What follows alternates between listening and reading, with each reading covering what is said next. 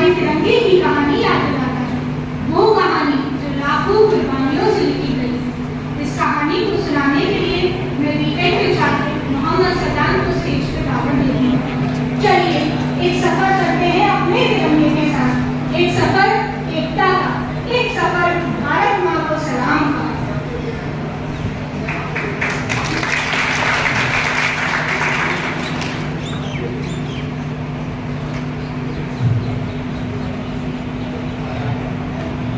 Sudure Mahfil, DM Faculty of Education, Professor Jasir Rahman, और Head of the Department, Professor Farhad Faruqi में, मोहतरम मुकर्रम असातिज़े किराम और जामिया की नौशगुफ्ता फूल। आज हम जिस मकसद के लिए जमा हुए हैं उससे हम बखूबी वाकिफ हैं। सामीन, आज मैं जिस विषय पर बात करने जा रहा हूँ उसका उन्वान है हर घर तिरंगा। दोस्तों, तिरंगा सिर्फ एक झंडा नहीं बल्कि ये हमारी शनाख्त है, हमारी पहचान है, हमारा वक़ार है और हमारी आज़ादी और खुदमुख्तारी की अलामत है। जब 75 साल आज़ादी के मौके पर आज़ादी का अमृत महोत्सव के तहत हर घर तिरंगा का मुहिम शुरू की गई तो इसका मकसद ये था कि हिंदुस्तान का हर शहरी अपने दिल, अपने घर, अपने अमल से कौमी परचम को सलाम पेश करे। ये मुहिम महज एक सरकारी मुहिम नहीं बल्कि इज्तिमाई जज्बात की इजहार है जिसने देहात से शहरों तक एक रंगीन लहर पैदा कर दी। शायर की जुबान में ये परचम जो लहर रहा है, ये परचम जो लहर रहा है फिजा में, ये उम्मीदों का, ख्वाबों का सफीर है। सामीन, कबल इससे कि मैं आपको वतन अजीज के परचम, उसकी तारीफ, उसकी अहमियत के बारे में बताऊं, आपको बताता चलूं कि हिंदुस्तान लंबे समय तक गुलामी की जंजीरों से जकड़ा रहा। उस वक्त हिंदुस्तान में रहने वाला हर बाशिंदा, खाओ वो किसी मजहब से ताल्लुक रखता हो, किसी जात से उसका वास्ता हो, सब के सब गैर महफूज और असुरक्षित महसूस कर रहे थे। इसी तौके सलासिल को तोड़ने के लिए हमारे लीडरान ने जबरदस्त कुर्बानियों का नजराना पेश किया, जानो माल की कुर्बानियां दी, तहरीकें चलाई, फांसी के फंदे को मुस्कुराते हुए गले लगाया, कैदो बंद की सोबतें झेली और उसूल आजादी के खातिर मैदान कारज़ार में कहते हुए कूद पड़े कि सरफरोशी की तमन्ना अब हमारे दिल में है, कि सरफरोशी की तमन्ना अब हमारे दिल में है, देखना है जोर कितना पास हुए कातिल में है। वाह!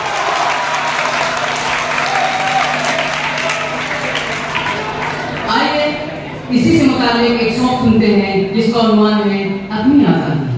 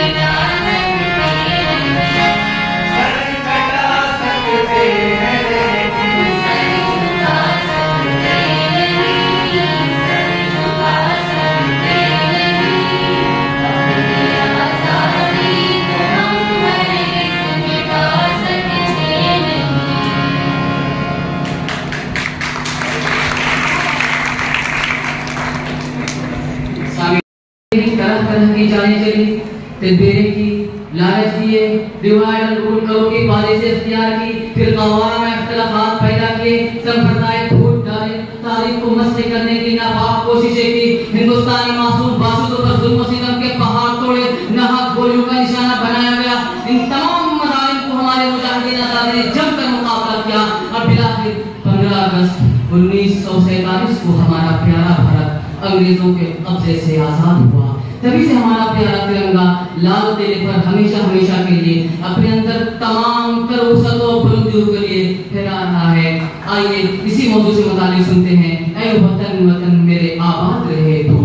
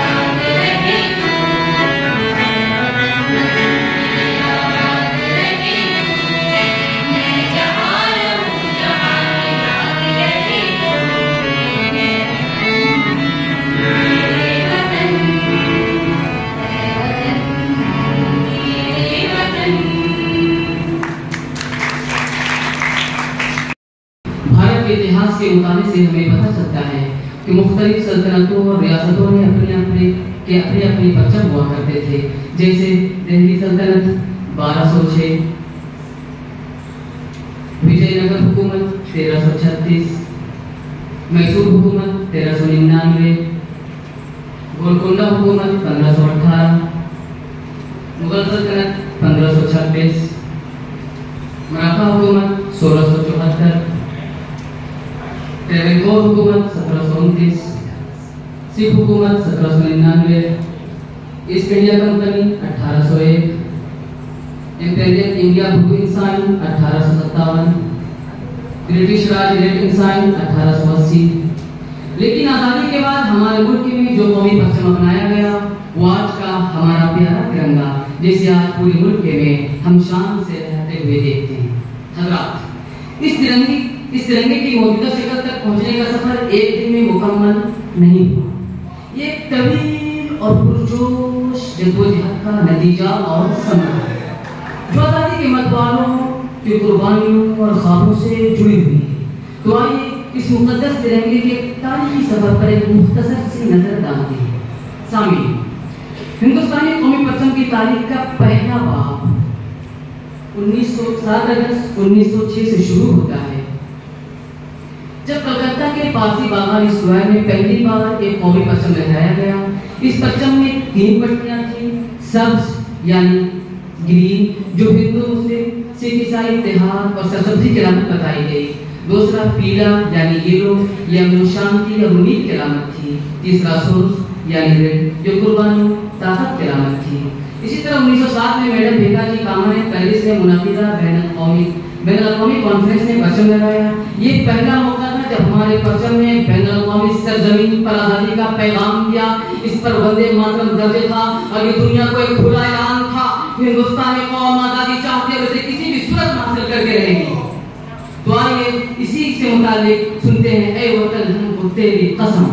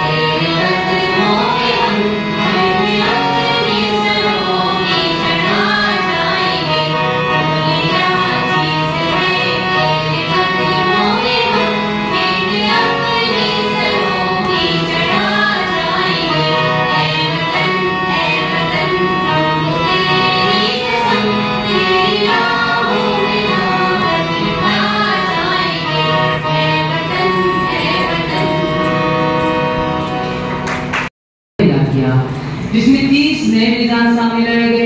इतने सारे तजावीज़ ने परचम की इस तहरीक को जिंदा रखने में काफी अहम किरदार अदा किया। इसी तरह 1917 में श्री बाल गंगाधर तिलक और मिसेस एनी बेसेंट ने होम रूल तहरीक के दौरान एक नए झंडे का इस्तेमाल किया, लेकिन ये महज एक सियासी झंडा था। सामने 1920 में गांधी जी ने अपने रिसाला जंग इंडिया में झंडे की अहमियत, उसकी इफादियत के हवाले से लिखा और झंडे में चरखा या घूमता हुआ पहिया की इजाफी तजवीज़ दी। और साथ ही गांधी जी ने एक कमीशन बनाया जिसमें लाला हंसराज और बेंगाली वेंकट शामिल थे। उन्होंने सुर्ख पट्टी जो हिंदू की नुमाइंदगी कर रही थी, सब्ज पट्टी जो मुसलमानों की नुमाइंदगी कर रही थी, दोनों के बीच में इस पहिए को रखा। गांधी जी इसे 1921 के इजलास में पेश करना चाहते थे, लेकिन एक दूसरे झंडे को पेश किया गया और गांधी जी ने ये बात भी कही कि इसमें दीगर धर्मों की नुमाइंदगी नहीं रखी गई है, जिसमें उन्होंने इसकी इस्लाह करते हुए इसमें सफेद पट्टी का इजाफा किया जो दीगर मज़ाहिब की अलामत थी। इसी तरह 1929 में गांधी जी ने मजहबी हस्सियासत को देखते हुए इस झंडे की एक सेकुलर तारीफ की और कहा, लाल रंग से मुराद लोगों की कुर्बानी, सफेद अमन शांति और सब्ज उम्मीद की अलामत है। सामीन, 1931 में इसी लाल रंग को ज़अफ़रानी यानी केसरिया रंग से बदल दिया गया, जो मौजूदा हमारे परचम का रंग है, और बीच में चरखा का इजाफा किया जिसकी अलामत तरक्की बताई गई। दोस्तों, भारत की आजादी से कुछ दिन कबल कानून साज़ असेंबली बनाई गई। झंडे के तायन के लिए इस असेंबली ने 23 जुलाई 1947 को जनाब राजेंद्र प्रसाद की सरबराही में एक कमेटी का गठन हुआ, जिसमें B.R. अम्बेडकर, मौलाना अबुल कलाम आजाद, सरोजिनी नायडू एवं मुंशी जैसे बड़े लीडर शामिल थे।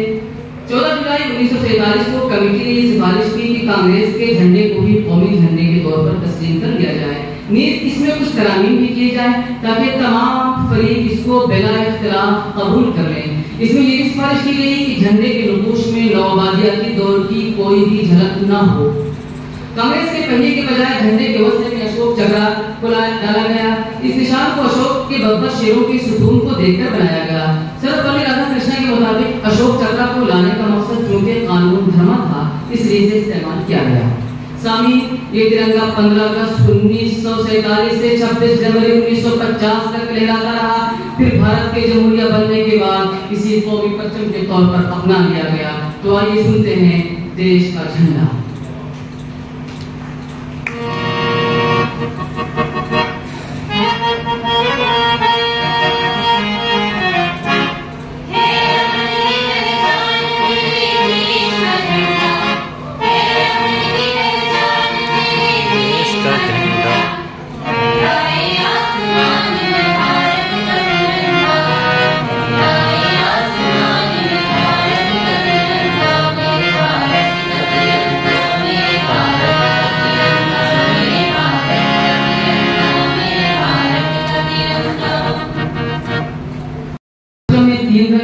और हर रंग अपने अंदर एक मानियत रखता है।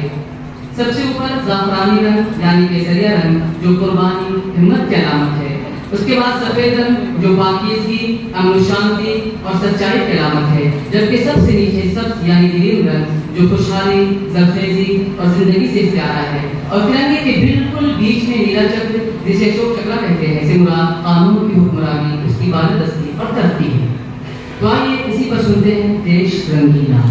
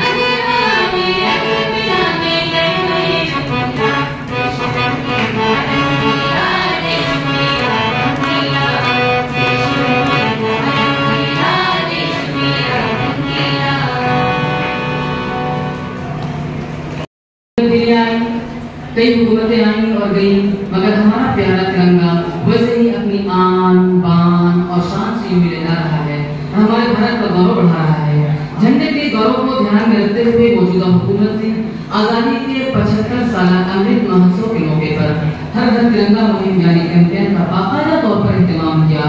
हमारी सरकार का इसके पीछे बिल्कुल साफ मंशा ये है कि हर भारतवासी के न सिर्फ दिल में तिरंगा हो बल्कि उसके आज़ादी में भी हो और हमारा मुल्क तिरंगे के रंगों से सराबोर हो उठे। शायर के जुबान में मेरे वतन तेरी मोहब्बत में ये हाल है मेरा, मेरे वतन तेरी मोहब्बत में ये हाल है मेरा, कि जैसे जिस्म में दिल हो और दिल में तू हो।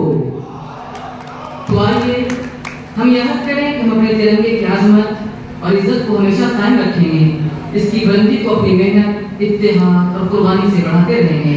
तो आइए सुनते हैं ओ देश मेरे।